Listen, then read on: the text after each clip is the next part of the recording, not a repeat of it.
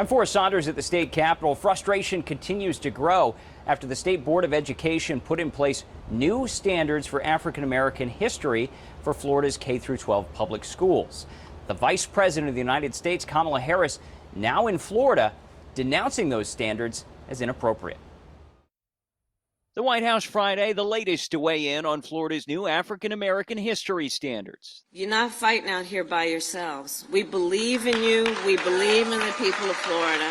The nation's Vice President, Kamala Harris, in Jacksonville, adding an exclamation point to the growing frustration over these lesson plans. I said it yesterday. They insult us in an attempt to gaslight us, and we will not have it. Florida's State Ed Board unanimously greenlit the new standards on Wednesday after months of work and review by a task force. Show the amendment approved. Ed Commissioner Manny Diaz defended them as teaching the good, the bad, and the ugly of Black history. If anyone takes the time to actually look at the standards, you can see that everything is covered. Critics, however, say there are omissions and have taken particular issue with this portion of the summary.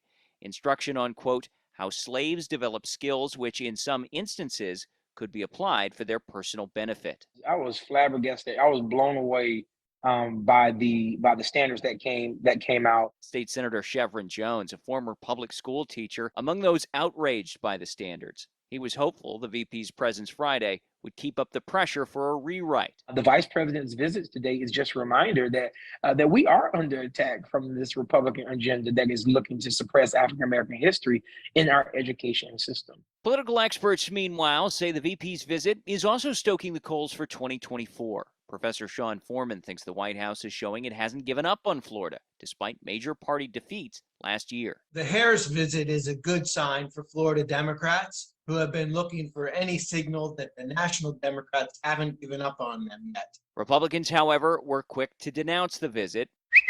Governor Ron DeSantis said in a tweet Harris's criticisms are a, quote, lie. And the state party chair told us the White House should instead be focused on the border. Our border, millions just pouring over. She's actually the border czar. And instead of being down there doing her job, she's jumping on the first flight she can to come to Florida. Now, if it is true that national Democrats haven't given up on the state of Florida ahead of 2024, you can expect visits like the vice president's to be more frequent the closer and closer we get to Election Day. That's the latest out here at the state capitol. I'm Forrest Saunders reporting.